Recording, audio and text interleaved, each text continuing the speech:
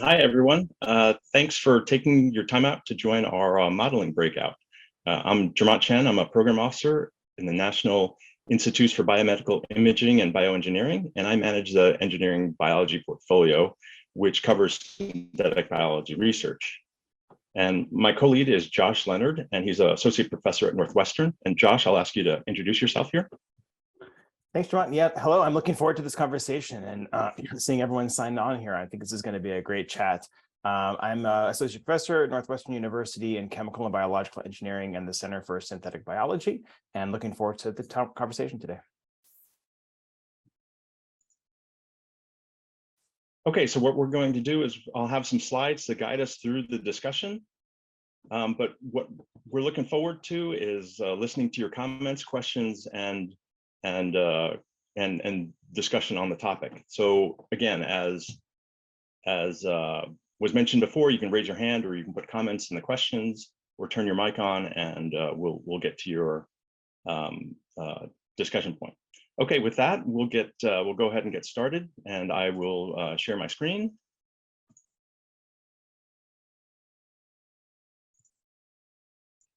Okay, so I think we'll provide a quick introduction. The overall goal is to talk about modeling's impact in synthetic biology research. And I'd like to listen and hear about how you're using modeling and controls in your ongoing research. But before we do that, I'd like to kind of poll the audience. Synthetic biology and modeling, is a huge topic. So if you have some time, if you can just tell us what topics and questions are you interested in discussions, and we'll see if we can get to it. You can put it in the chat, or we'll leave some time and you can say something in as we go. So you can just unmute yourself and give us your topic.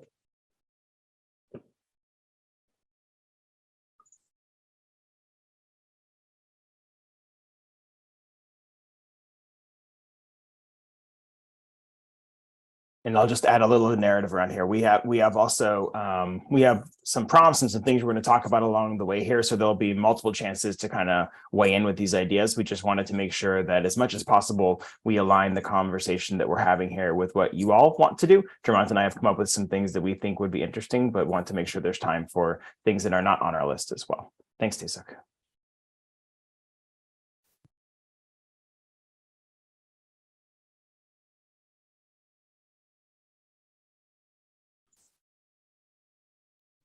We need the music right here. This is the this is the interlude with the Jeopardy song or something plays. Yeah.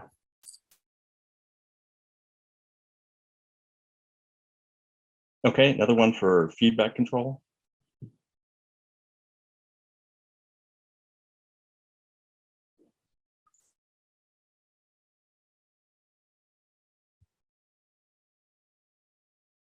Okay, so we'll keep an eye on our chat window, and what we'll do is we'll just go ahead and go forward with our meeting.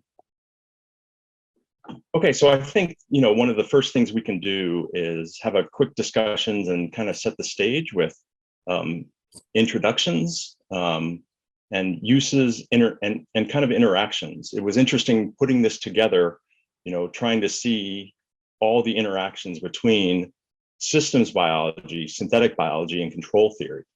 So, maybe I think the first thing to talk about is systems biology. Someone who works in systems biology, if you have a good definition, I think, like all the definitions on this page, if you ask a biologist, you'll get different questions, different answers.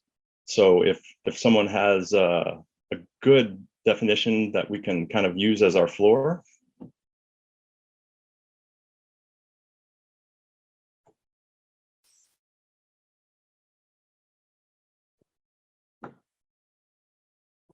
And kind of prompted, hopefully what we're going to do here is have a little bit of like different ways of answering some of these questions along the way here. All of the discussion that we're having today will be part of a presentation that we give at the main meeting. You may have seen that, but I just wanted to reiterate that's kind of what we're trying to do here, is kind of make sure we have a lot of input from folks as far as the summary discussion we're going to give at the main meeting.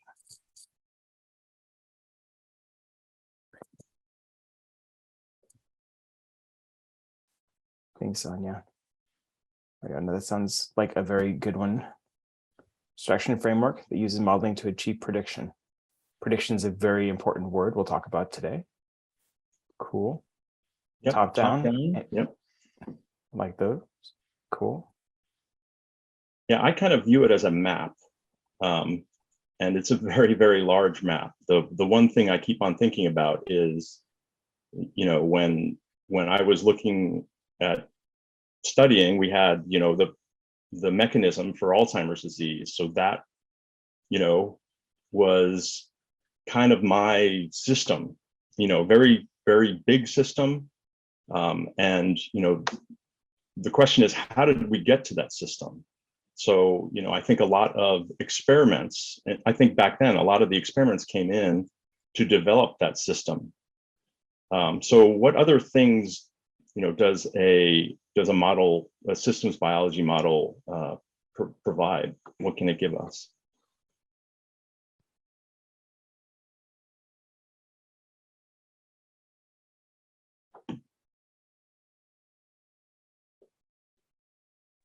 I guess if I can add something, I would say, to me, systems biology, or like what I would want to do with it, is try to quantify and model every process that goes on in the cell to varying degrees of abstraction, depending on sort of the goal of the research.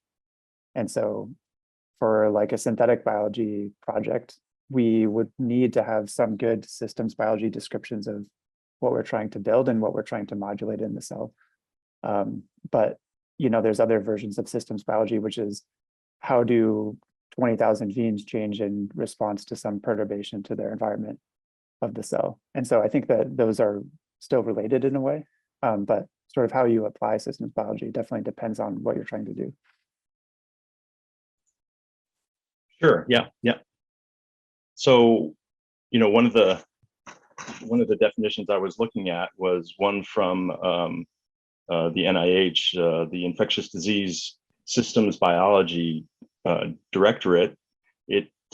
Christopher Wanjek was the author, and he said that synthetic systems biology is a scientific approach that combines the principles of engineering, mathematics, physics, and computer science with extensive experimental data to develop a quantitative as well as a deep conceptual understanding of biological phenomenon, permitting prediction and accurate simulation of complex emergent biological behaviors. So I think that covers the kitchen sink, and I think that kind of takes in some of the comments that we heard and provided, that were provided. So, you know, I think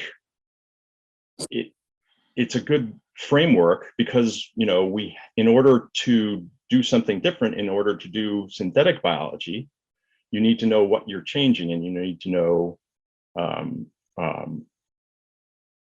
you know, what the results should be changing to. So, you know, can someone give us, can a synthetic biologist give us a definition of what they do?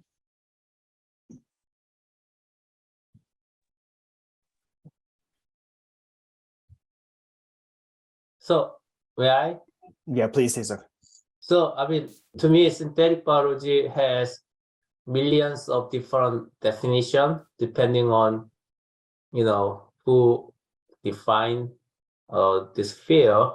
To give some historical background of synthetic biology, I believe the systems biology started earlier than synthetic biology, kind of laying whatever blueprint or bigger picture using the top-down approach.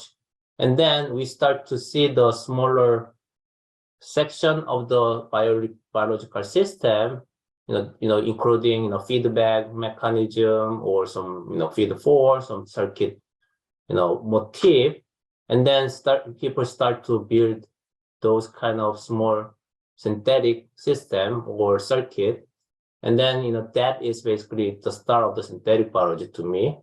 I believe the first start is basically 2000 with the two paper published by Jim Collin and Alloy. So to give a definition, my definition is something related to application, and then application in mind, and then programmable kind of genetic system building. I think that is for the useful application in mind. That's kind of my definition, or some people's kind of definition, I believe. That's great. I maybe I just wanted to jump in and maybe highlight a few themes that I think between the comments raised that speak to the theme of this particular breakout. So, all the different breakouts are going to be talking to some extent about control and synthetic biology in different ways. And one thing we're going to try to highlight today is how modeling specifically plays a role in those different processes. And I just wanted to highlight that I think there's a very tight analogy between the perspective folks offered as to what you're trying to do in either a systems biology or synthetic biology context. Are you trying to explain the way something works? Are you trying to design something that works differently than it works today, or something that's novel in that sense? And in the modeling perspective, those are distinct modeling objectives, you might say, right? Predictive design versus explanatory modeling are two different ways of using even the same modeling framework, but it aligns the objective with the work you're trying to do. So hopefully we can talk about that connection there too. I'm with you, Tae-Suk. I think anytime you're trying to build something and get it to work, you almost might be able to describe that as a shared goal of all those different corners. Yeah. Although I think maybe we could aspire to the theme of this thing.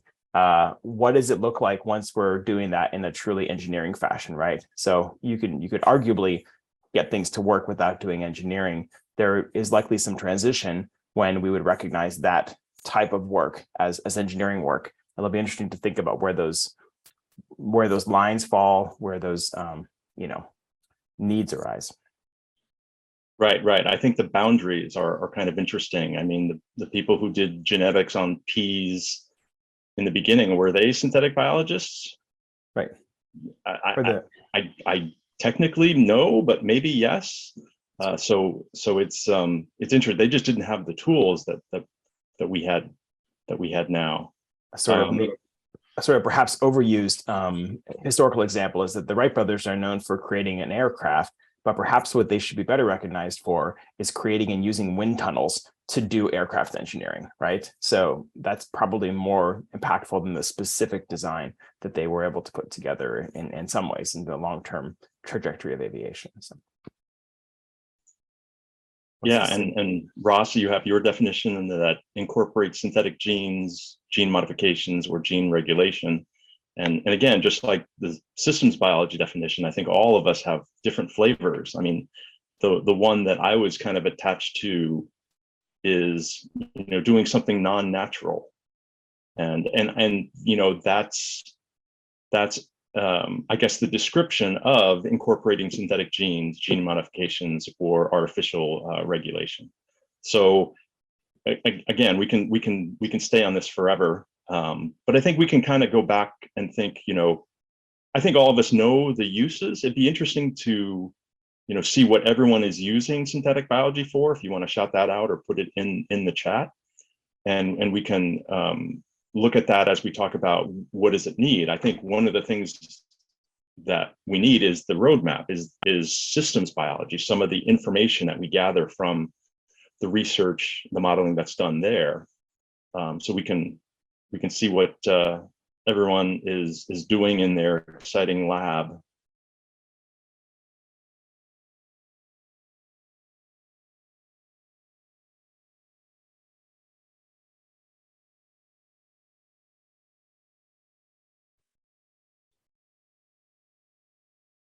Okay, so should we maybe return to some of these things once we've kind of woven in a couple of the themes? Jamon, what do you think? Yeah, I think we can do that. Cool. Yeah, so we can kind of briefly talk about control theory. I think we all know why we need control. And I think we can talk about the different levels of control that we need. I mean, for example, if we're trying to use, let's say, a sunflower to remediate metals, right? The controls don't have to be that tight, right? You can overproduce the enzyme that attaches to the metal with probably no issue, because there's no great impact if the sunflower has to use a lot of energy to create this enzyme and then it dies a little sooner.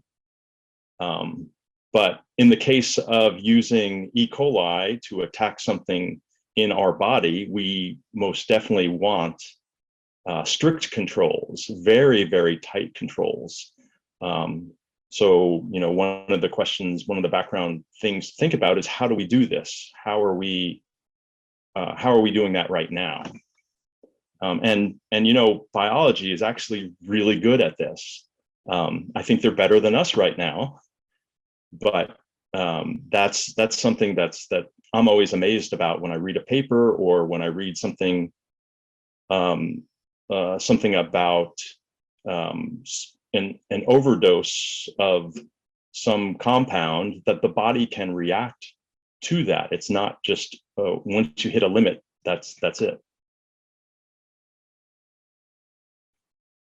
Yeah, I'm curious. I mean, I know a lot just from looking at the list of who's on here. I know a lot of people do this kind of use of control in very different ways, and maybe with different degrees of abstraction from what we would use in a process control kind of way. I was thinking I'd love to hear about, to the extent that anyone would like to jump in, what kind of things do you imagine are need statements that bring you to needing this kind of process control thing? Because I think that a lot of times you run into a problem and then you recognize maybe the way to solve this problem is that if I could implement control, I could solve the problem. So I would love to hear as much about those problems, and including those where maybe it's not clear how to apply something like a biological control to your problem. Just another angle of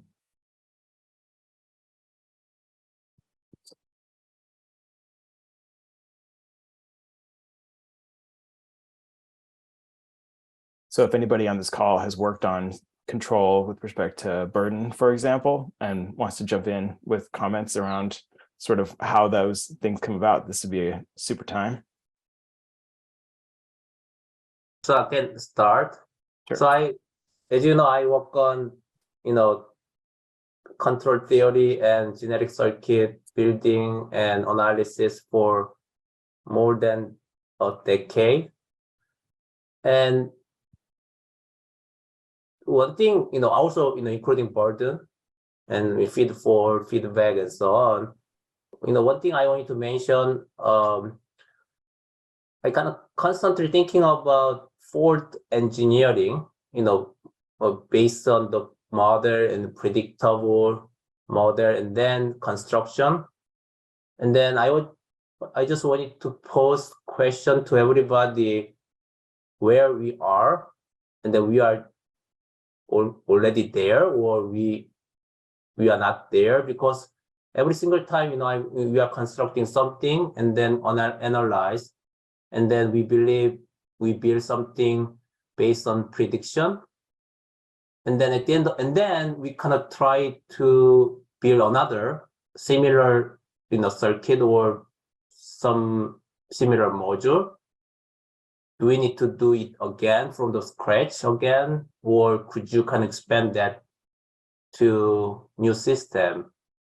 Yeah, I believe ultimately, if one module, one system, one model applicable to many systems, that is ultimate goal. But to me, that is not, we are not there yet. That's kind of my feeling. yeah, I love that. And I think that highlights nicely one of those, I mean, that exact limitation highlights a nice question, right? Which is, can we understand why that is? And it's not that there needs to be a universal descriptor, but it would be very handy if we knew why there wasn't, and therefore sort of what is the minimal amount of work needed to take the circuit work done in one context and get it to work in another context. Yeah, I was thinking, oh, go ahead, please.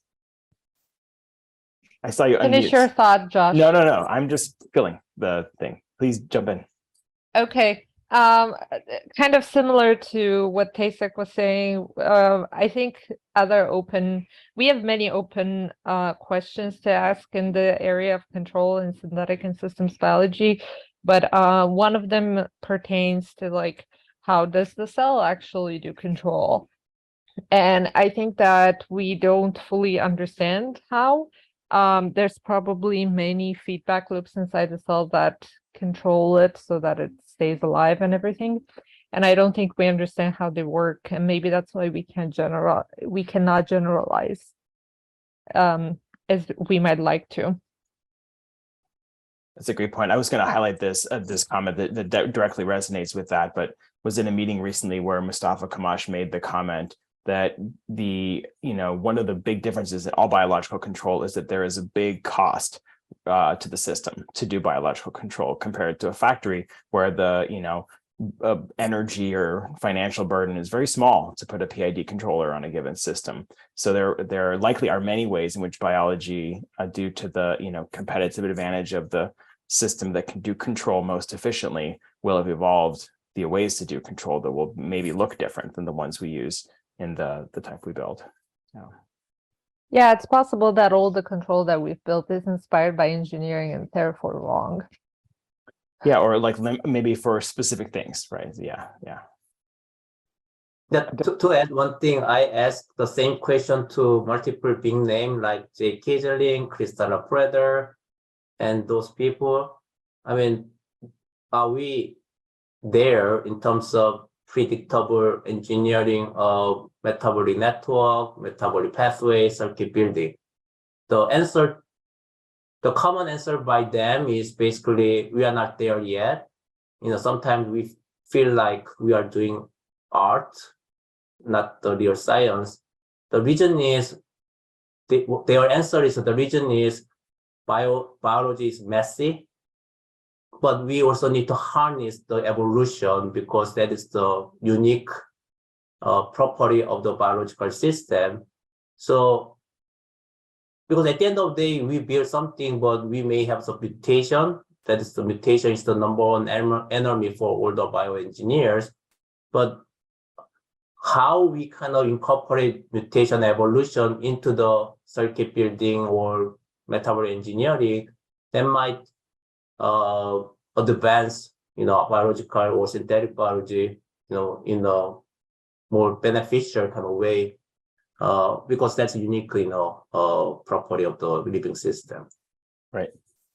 Well, it's interesting. I wonder if we can also use that evolutionary thinking towards the kind of like systems biology goal of elucidating natural control mechanisms. Like for example, if you think about matching up control objectives with the features a system might have, you can discover like when you look at decisions in differentiation and development, there are recognizable control features that show up, like redundancy and things like that are more similar to what we do. And perhaps that is because of the cruciality of that function for some aspect of the organism. And maybe there are layers I'm not aware of where there are like other, something equivalent to fuzzy logic, where it doesn't really matter, it just has to be kind of in the range. And that would be a different control solution you could look for. But I guess what I was highlighting is, or what going to highlight is, I think that control way of thinking gives you a different way of discovering the way stuff works, right?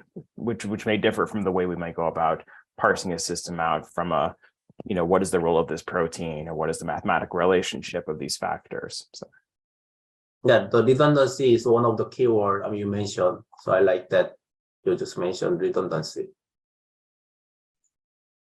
Yeah, one thing that came up to me was in the discussion was sometimes the circuit that you create in E. coli, it works great in E. coli, but the minute you try to move it to something else, it just stops working. It works perfectly in E. coli, or sometimes it doesn't work perfectly in E. coli, or in even a different E. coli strain. So I had many instances of this. And it goes back to, I think we would all love, one gene process to rule them all, because then that we could build on that. But instead, what we're doing is we're optimizing for every single different chassis.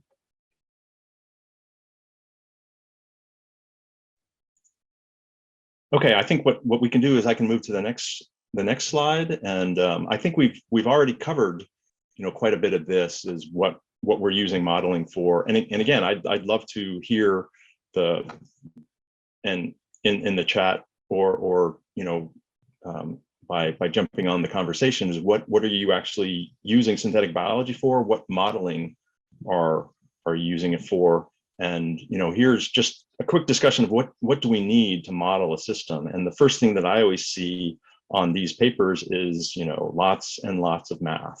And I think that's probably the first thing that we need in order to, once we know the system, we think we know the system, then we can define the system through these, formulas.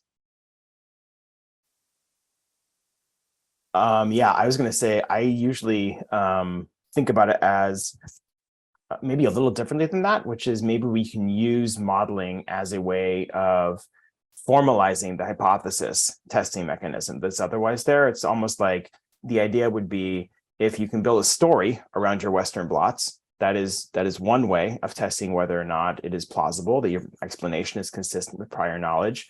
If you can mathematically formulate the hypothesis, and that mathematical formulation can be consistent with all of your data, it's like additional evidence that your explanation is likely correct. And I don't know if you guys have had this experience, but whenever we've tried to do that, the first thing you usually figure out is something is wrong with how you think the system works. So I would say the way I pitch it to my lab oftentimes is that it is the best way of checking which part of what you think is happening is incorrect and needs further examination around it. And so I don't know if you guys have used or stories like that where modeling is sort of useful in the understanding phase as well as in the design phase. Yeah, and we see machine learning models, ordinary differential equations, my favorite, stochastic models. Whatever works. Yeah, data fitting. Like yeah. that. Yeah, no, that's good. Yeah, I think the SynBio covers the gamut of like goals, right? So the modeling objectives and the methods then would be quite broad. For those of you who do a lot of this, what do you oftentimes find most challenging in the use of these methodologies in your work? For example, is it sort of like data acquisition? Is it the depth of analysis? I'm curious.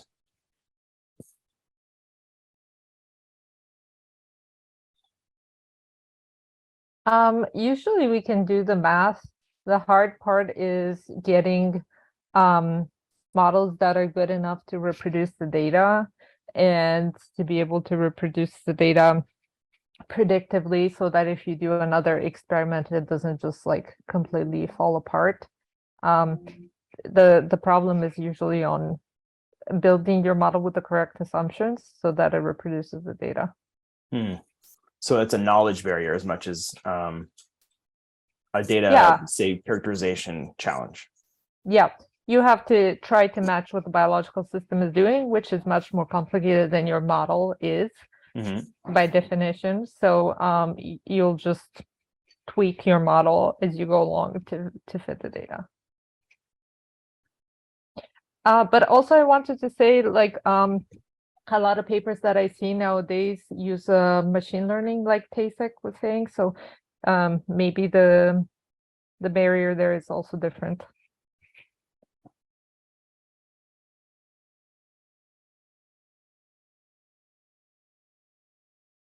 I guess it comes down to if you want pure prediction versus if you really want that mechanism, right? Because feasibly with ML models, we can get really good at prediction without actually knowing necessarily what's going on. And that might be fine. And there's some convergence there where you can use machine learning models that are sort of like physics informed, so that they're more connected to actual parameters in the system. It's a little bit more of an in-between, and maybe that's more useful for sort of getting understanding and getting predictive power. But yeah, I think that it depends on your goal. If you want to like maximize something that the cell does, then an ML model would be great. If you want to understand something about how cell differentiation works and to be able to predict how you can control development towards cell type A and B, I mean, both might be useful, but you might want to mechanistically understand too, so that you can build up like a general model or like a mechanistic model of the different steps of development that you're trying to traverse through. And that would open up new ways that you can perturb the system to make that happen beyond just, you know, optimizing with whatever you started with. Yeah, I was thinking along those lines, Ross. Interpretability is one of those limitations you oftentimes find with any of these statistical, whether it's machine learning or otherwise. And interpretability is subject to how you formulate that, right? Yeah, and same thing for like any mechanistic model that we propose, if it's not detailed enough or if it's over detailed, you can have a similar problem where you're going to interpret it wrong. It's that like correct level of detail, which is, I think, hard to narrow down. Is that how much do you actually need to incorporate? What factors actually matter? What factors are you missing that do matter? And now that we incorporate, for example, like resources in the models, that helps. Incorporating growth rates helps, other things like that. But if those things aren't actually affected, then you just have more parameters, and that becomes a problem. So how to do that at a large scale, when you're talking about not just one gene, but modeling like a 10 gene system, or several genes that you introduce, plus a gene regulatory network in the cell that you're trying to control. I think that making sufficiently precise but not overly complicated models for that kind of thing is going to be an interesting challenge. I was going to ask this question. I wonder if any of you had any insights on this. Just bringing it back to one of our earlier slides, this intersection between systems biology and synthetic biology. I haven't seen in most spaces, maybe outside of, let's say, metabolic models or whole cell like genome models, in many synthetic biology models, you don't see an integration of the description of host cell processes along with synthetic processes commonly. And I think partly it's because you're hoping that your synthetic thing doesn't need to be described by interactions with the host, but it clearly does, right? And certainly when you start adding these descriptors of burden, you're doing that. You're describing aspects of the host, and that's a portion of that, but seldomly both. I think outside of metabolic engineering, Tasik, maybe you can comment on this. I feel like that is the place where there is the most integration across here. If anyone has comments on where the sort of gaps or opportunities on those host versus synthetic component in the modeling space. Yeah, so people use so-called genome scale models to understand single organisms' metabolism. And also sometimes if the regulatory, element understanding is available, they also try to incorporate those things as well. So but relatively few people actually using regulation incorporated genome scale model or model. So a little bit limited, but single cell and a single organism strain genome scale model is available for many organisms. But my perspective is in the future, we probably will need to have something describing microbiota, and then dynamics of the cell-to-cell interaction. In that way, we could jump into engineering microbiota, sometimes in situ, because there are many NIH-related projects, including gut microbiota and those kind of interaction dynamics, but we don't have relevant models yet. So I mean, I kind of encourage young people kind of working on those kind of problems if we are doing some metabolic network modeling and analysis. Super.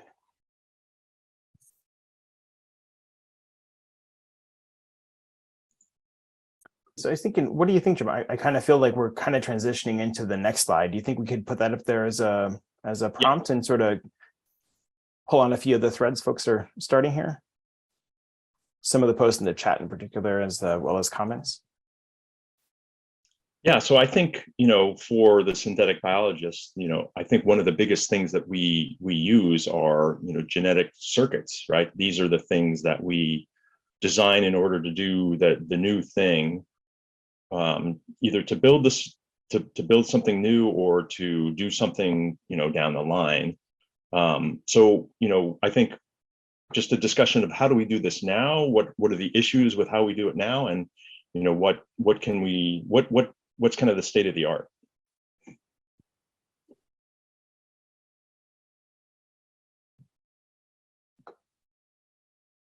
I mean, I would say state of the art is the Chris Boyd's, science paper that is basically, prediction-based circuit building. After that, I didn't see much, regarding genetic circuit building from other group other than integral fit I forgot the name. Oh my goodness. I mean integral kind of the circuit done by the Kamash lab, the ETH, I believe. I need to remember, but I'm sorry. My memory is kind of after many days of the traveling, so now my memory is kind of not that great. Yeah, we have some slides for those who are not familiar with for example, the cello study. We've got actually, we've got some just a little bit under the scenes here. We have some nice prompting slides here that we're using right now to go through some of this chat. And as backup, we have a couple of like science slides that we put together also we can use to return some of that if that's helpful for sort of thinking about those reference points too. So we can chat about that later too. I think there's some interesting stories from that that are not just about like achievement, but also about some of the same considerations we talked about earlier. What are the things necessary to be able to do prediction? So maybe a teaser if we can do that later if we like to, John. Sure, I think we can talk about this for a little bit and then maybe move on to one or two. It would also be I just focused on genetic circuit design because I think this is one of the biggest things that we do. But what other, in one of my ending slides, what are the other big challenges? I mean, there's lots of challenges for us, but what other tools do we need? What's the future? So if people can start thinking about that, so when we get to that point, we'll kind of whetting people's appetite here to see, what are the things that we should focus on in synthetic biology? What research do we need in order to critically move to the next step?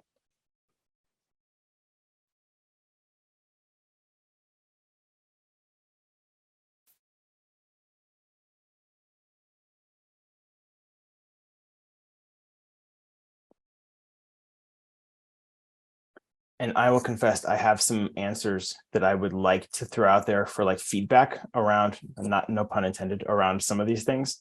They're mainly based around stuff that has been really hard when we have tried to do some of the things that are mentioned here, and maybe some ways in which there seem to be lessons that apply.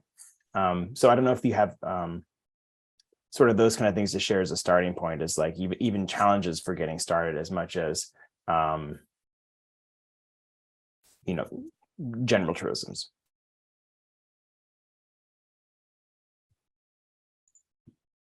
So, Raj, why don't you go ahead and take over the slides, and then okay. Just put one or two examples up, and then we can continue the discussion. Okay, I'll do that. So that should work. This way, looking okay? I think we're on the same circuit there, same design there. Can you guys see the slide there okay? We can. Great, okay. So what I thought I would do is just go through, so we were ahead of time talking about this, wasn't sure who would be showing up here in terms of different familiarity. So I think this will be a little bit more familiar territory from some folks and a little newer for others.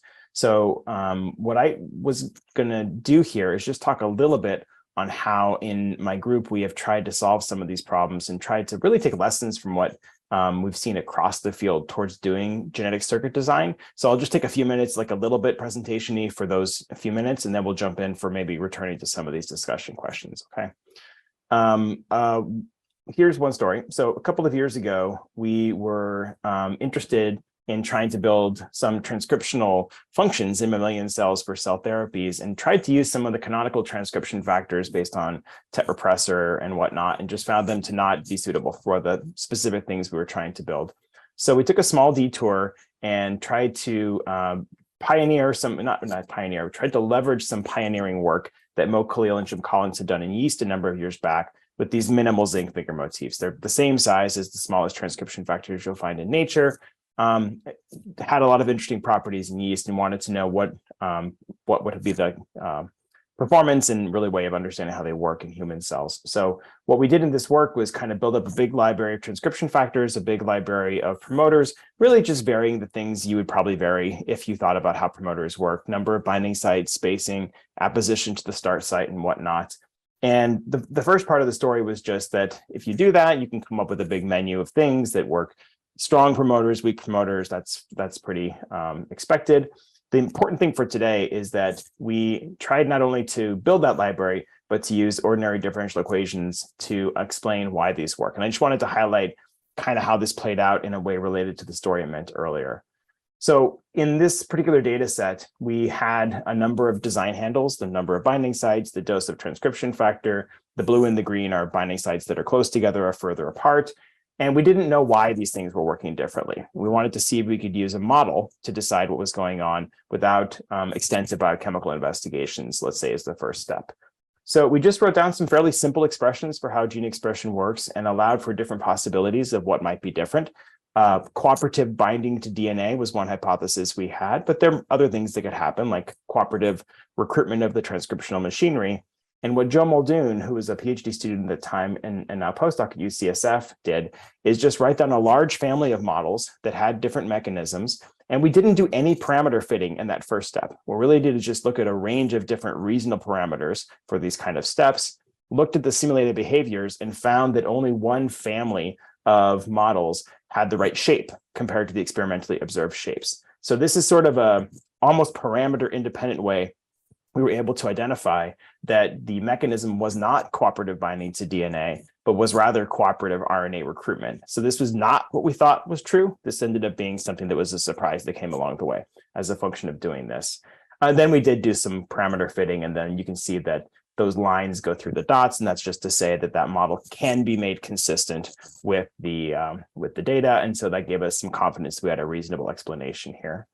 And then we tried to think about going from explanation to design, and that's where we came to this case study that Tasek was mentioning from Chris Voigt and Doug Densmore, Alec Nilsson, a number of years back, called Cello. And I think a number of you know this story, but in case anybody doesn't, I want to give the 50-cent version of what is here. So one of the key insights in this bacterial space is that you can mathematically describe genetic gates the way that we mathematically describe transistors. And this, I think the Cello paper was when I first learned how transistors work, which is they are not digital, they are analog. And the only reason we can build digital stuff is by hooking them together in a way where they act digital. And that's essentially what they did in the Cello paper, is come up with the same thing. The neat part about the story is that the first version of this didn't work correctly, at least in a lot of designs, and they discovered a couple of interesting things.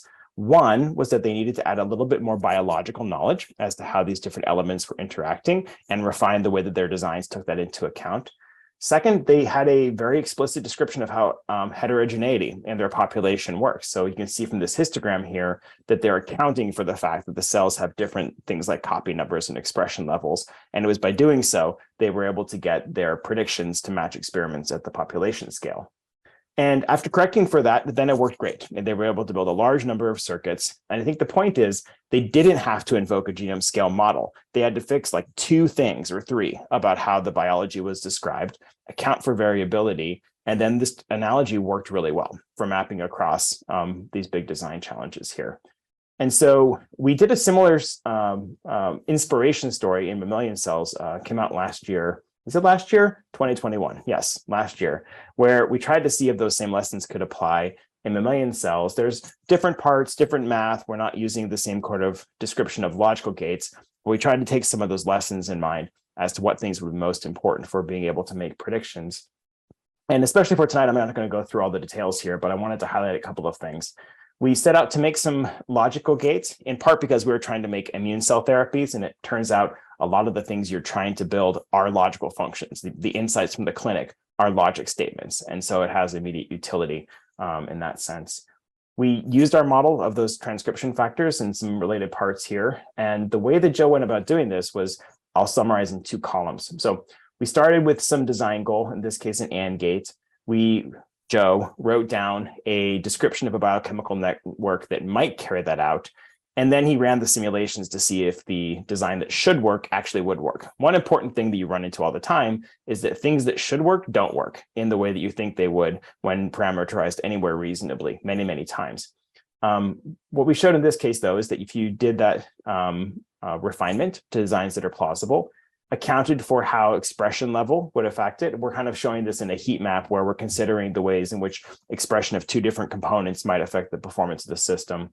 And when doing so, we were able to get, in this case, a fit between the model and the experiment. And really the only additional things we're doing here in the fitting compared to what's done before is capture some of these new biochemical parts that were added above the last paper. This is an intine-based transcription factor instead of a vanilla transcription factor. Then the surprising thing was we didn't make any more refinements. We just showed that if you do this over and over again, you get things that work. And so I think the lesson here is we weren't being particularly clever, I think, in our designs. We weren't being particularly sophisticated even in the way we did our model fitting, but we accounted for the variation across the population of cells. And actually, because all these models are wrong, we only built the circuits that were predicted to work really well across a wide variety of expression levels. In other words, if they're really sensitive to expression level, we didn't build those because we know we're probably wrong enough about some detail that it was going to be finicky and not work.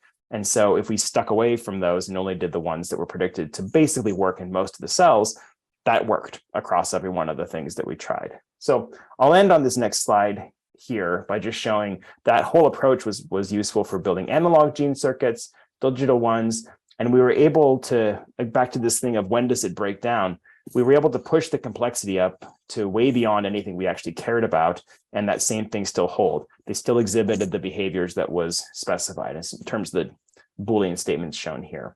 And this was quite a big leap in the complexities of things that have been shown. And again, I don't think that's special to our approach. I don't think that's special to these parts. My hypothesis is that it comes from some reasonable description of the biology, some reasonable description of the way variation affects your designs, and some conservative definition of prediction in the sense that you have some expectation that you're probably wrong and you focus your time on the things that are probably less subject to the wrongness of your modeling efforts there.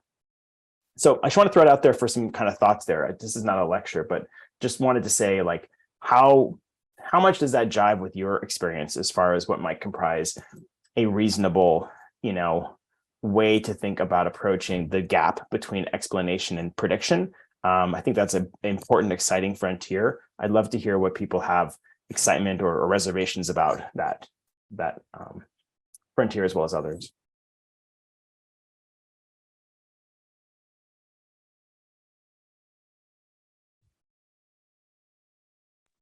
So Joshua, great work. I mean, I love it. So, as I mentioned earlier, your exercise, whether that same approach would be applicable when you change the, all the transcription factor and also strain of, host strain and so on. If that is the one approach generalizably applicable to other systems, that is our goal, but that is also current challenges because we are not there yet. Yeah, I think that's a very good point. When you're talking about human cells in particular, there are many different types of cells, and cells can be in different states. And if you start delving into developmental systems, that's an exponential increase in the number of things that might be different. It'll be interesting to think about how to systematically figure that out, right? I think like the Synbio Atlas for mapping design across physiology would be an amazing thing. Yeah, one thing we need to consider also, many people working on that is the retroactivity, burden effect, host circuit interaction, those kind of things should be considered. But how systematically or more prediction-based kind of way we achieve, that is the real challenge because the burden is pretty abstract kind of concept in a sense, because there are multiple different things kind of contribute to the burden. And then, so that part, we need to understand more. So that is kind of one challenge I believe, and we need to kind of pursue, to understand those kind of, the ability. At the same time, mutation is another thing because mutation, kind of random process, and how we're gonna incorporate mutation into the circuit building and how to prevent those kind of event. It's great stuff. Any other thoughts here? Yeah. Yeah. So you asked how this matches our experience. So in my work, we built this one circuit, and then we added feedback loops on top of it, and we also added another circuit that we hooked up right next to it, and we added a bunch of feedback loops on top of that one. And the question was, how well would the models be able to predict what happens when you add a nonlinear effect like a feedback loop? And the answer is it takes a lot of work. We did it, but it was not easy. I think that probably predicting like really nonlinear changes, like adding a feedback to something, is well, I don't want to say it's harder than just hooking up logic gates together, but it is possible. Like, I think we just don't understand, like what things are really hard to predict. Yeah, that's a great point. Do you have any insights into whether it is something like error propagation when you have this nonlinear, like it's some essential features of like nonlinearity, but yeah, so I think it's because in our particular circuit, we didn't measure enough things actually. So the original circuit that we were adding the feedback loops on top of each other, we didn't fully understand one of the biomolecular interactions happening in it. And because of that error, as you just said, it just kept adding and adding. And it's really interesting because ultimately, in retrospect, I wish we would have measured that more carefully in an experiment. So sometimes you just discover you maybe didn't do all the experiments you should have. But also somewhat related to what Tasek was saying, to moving stuff around in organisms and things like that. I think that if we understood how to put feedbacks on things, we wouldn't be so fragile.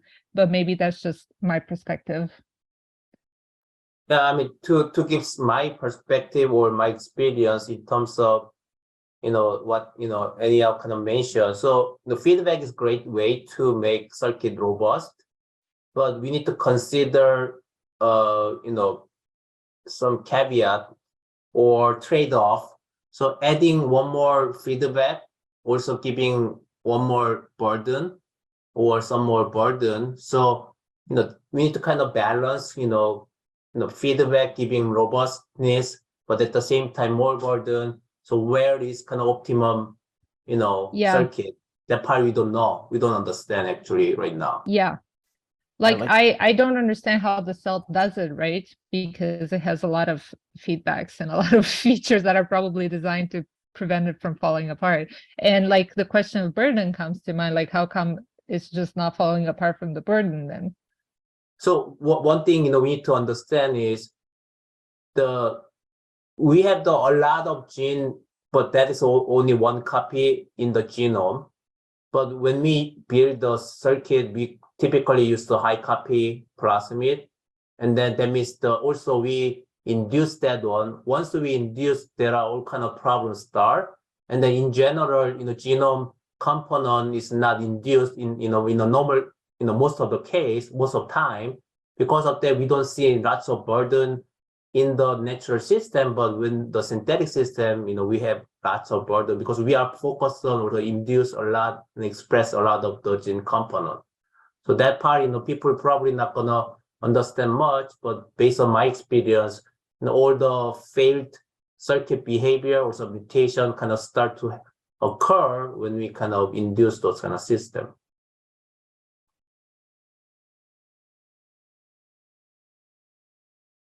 super, thanks. This is all good stuff. So I think this is the last slide we had prepared on this kind of like prompting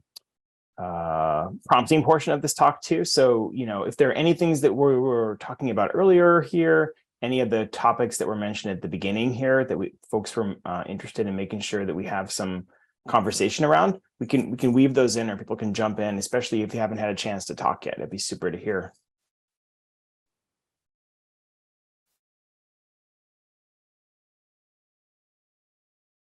Otherwise, Jermon, I can hand the control back over to you if you'd like to do any other run of show stuff, or I can move the slides on this side too.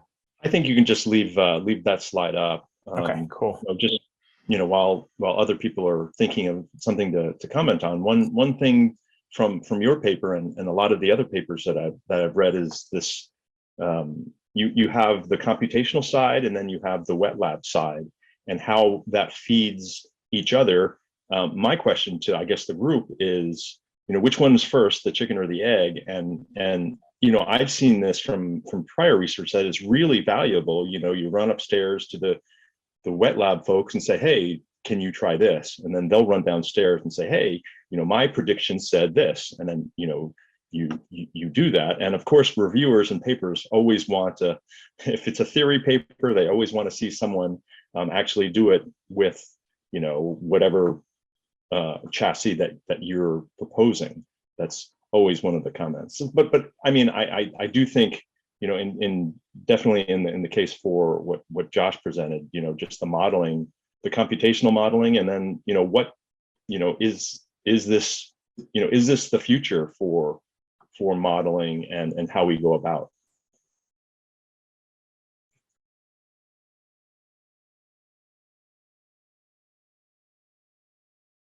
Is what the future, I guess. Yeah, it's a random mix of chicken egg depending on which is working. Yeah, that's what I was thinking about. I think just combine labs. Yeah, or maybe the future is, I would certainly proffer that complexity may answer that question for us, in the sense that a lot of what we do is limited by our imagination. And once you want to do something that goes past that, you almost need computational design, right?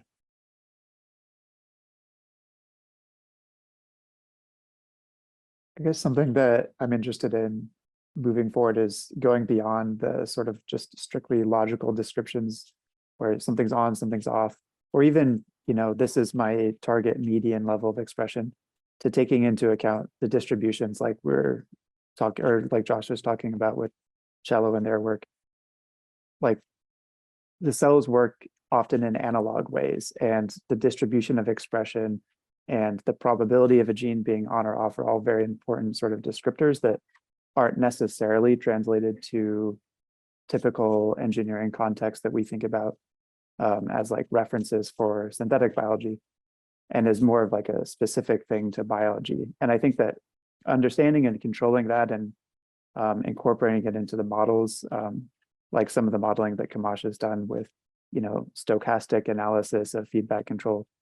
I think that incorporating that, building models off of that will be like a very useful tool and guide for being able to predict not just, mean expression in cells, but what a population of cells will do, which is really important for a lot of our applications where there's tons of heterogeneity.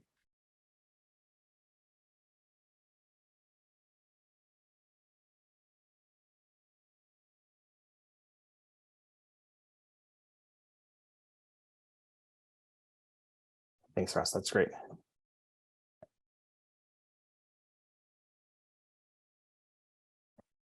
So there's definitely been a wave of stochastics that aims to deal with the heterogeneity, but the reason why the wave is dampened somewhat, even though there's still like lots of people working on it, is because the models become very unwieldy and like mathematically they get very big very quickly. But a lot of people working on this have also developed methods to make them more manageable. Yeah, that's what I want to know is there a more compact way to describe a distribution of cells or cell fate choices or things like that, where you're not necessarily doing like, a Markov process model or something like that, or like a Monte Carlo simulation or whatever, but you're starting with like the description of a distribution and using that as sort of a input and output. Yeah.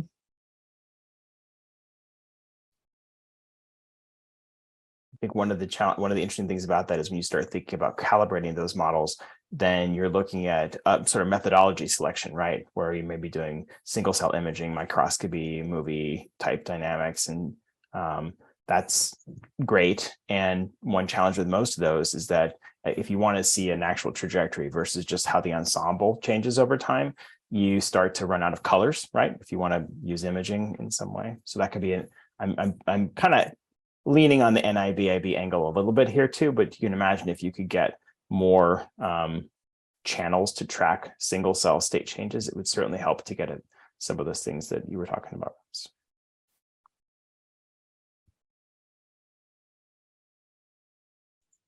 And if someone could invent that and make it immediately available, I would like it. Yeah. So Brian Munsky at Colorado State does stochastics and runs into all of these problems, including imaging. And I think he's got collaborators that are doing single cell imaging, probably state of the art. Yeah, that's true. Yeah, in part, I think he is the one who said what I just said at another conversation around like, it'd be great to have channels. Yeah, that's an excellent point.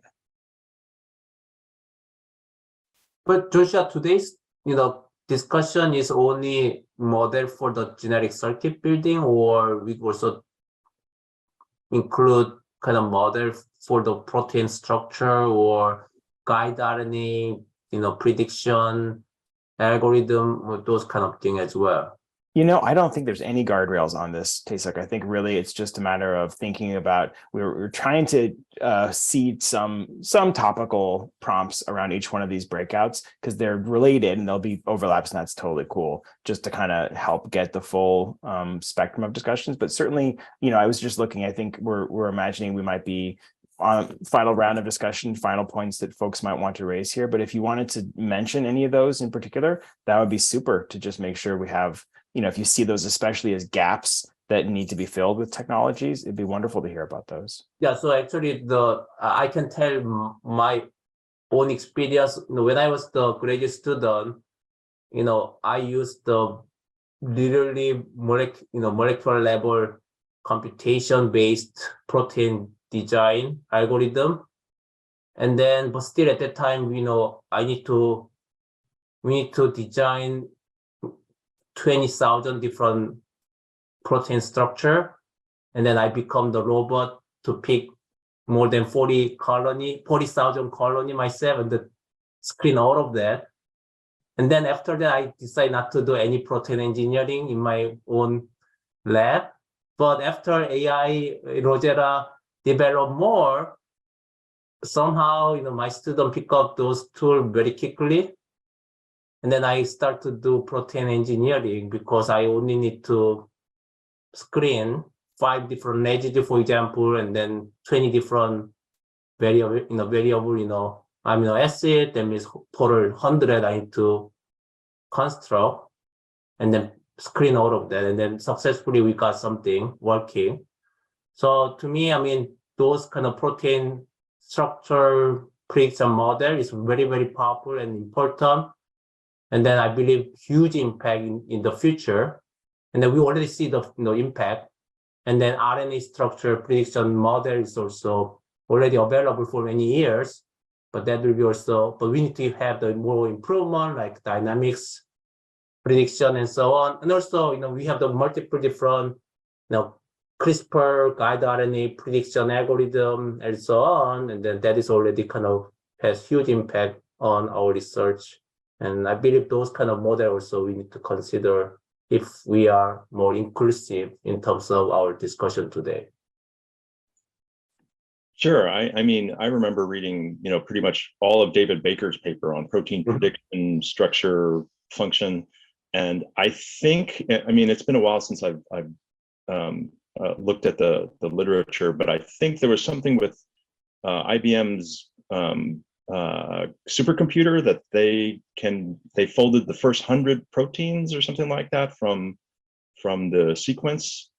I'm not sure if that was an AI thing or if that was a marketing thing, but that was just something that I actually saw and I thought was actually kind of interesting.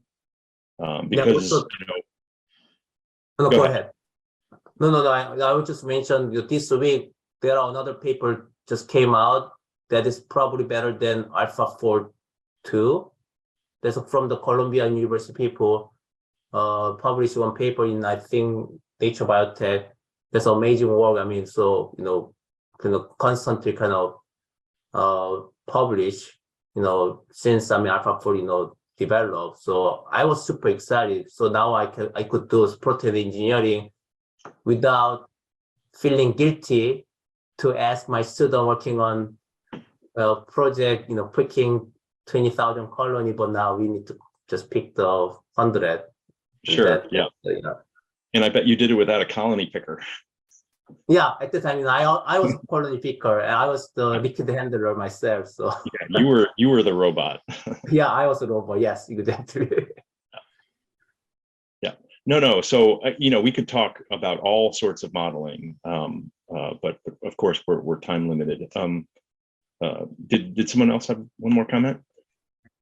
Yeah, so I really like this area. I think it's like really useful, but I will say that for all the proteins and RNAs and things that we're able to like make synthetically, it seems like people don't really characterize them very well.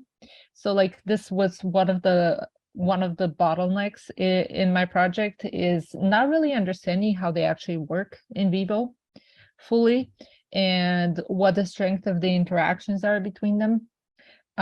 Of course, that's also like true for a lot of things that just exist in nature. But I think maybe in this area, like the pressure is to just constantly build new things as opposed to like take the time to characterize them and understand how they work. Yeah, I was thinking that's one of these like almost topological challenges, right? Because like when nature exists, there's sort of, I mean, even from just a like PI management challenge, right? Like if you want to figure out how a natural protein exists, there's a way that student's going to get a paper because nature is important and finding out how nature works has value. When you're trying to characterize one of 1,000 engineered proteins, it may or may not end up being something that has value, right? Depending on what you want to do with that. So I do think the incentives around this are tricky, right? Yeah.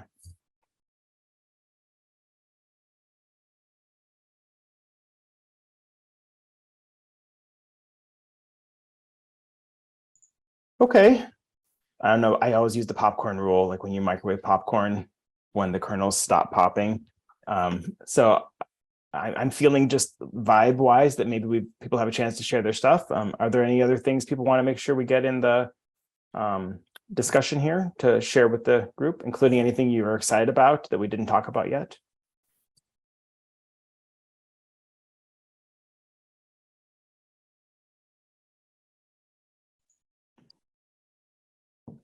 Okay, Jamont, what do you think? So I think we can summarize really briefly. I think a lot of the topics that we talked about in the beginning, systems biology, I think it came back up because a lot of people said, hey, we don't understand how this works, or we don't understand what the other interactions are. I mean, I think I heard that that was a very common thing, and just how complex everything is, and how we can use models to help us, get more information and, get to where we need to go. So again, what we're going to do is summarize this robust discussion and put it at the end of Josh's talk on the 14th of December. So Sarah, if you could put up the closeout slides, we can advertise for the other workshops that we have with Domitilla Del Vecchio from MIT and Tuba Farrar from NCI HD from NIH. And they're going to talk about engineering biology capabilities and bottlenecks. And that's on the November 30th. And Marcela Gomez and Eric Johnson from National Cancer Institute are going to talk about scaling up biocontrol methods for complex to biological systems. And we have one more control theory in infectious disease applications. That one we're rescheduling as we speak.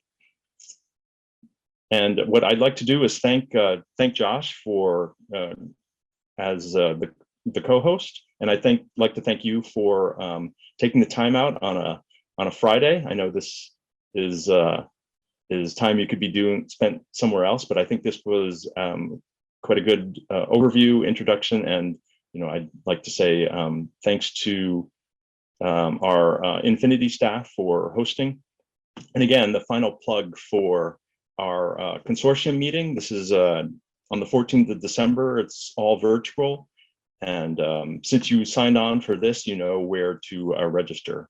The one thing I will plug is if you have a student that would like to present a poster, or if you have a postdoc that wants to do a poster, we have a virtual poster sessions and we are accepting abstracts. So I think that's the end of the slides. Josh, do you have any closing out comments? Thank you, Jamont. Thanks everyone for coming. Just wanted to say this is always an experiment whenever you run these breakout things associated with these meetings. There was a lot of great discussion today. And so I hope we can bring that to the bigger group and have another good discussion in however many weeks that other meeting is from now. So. Yep. Okay. Thanks, everyone. Thank you. Oh, may I ask a quick question about Thank you. the Jim Collins, the workshop, that's canceled or rescheduled? I mean, so I don't need to do any other thing. I'll No, get you some won't. email and You then won't. I'll get the notification, right? Correct. You'll use the same registration, and what we'll do is we'll send the information out again. By email. Correct. Yeah. Okay, wonderful. So Yeah. I don't And need it'll be on the website. Okay. Okay, thank you. Okay. Thank you very much. Good night, all.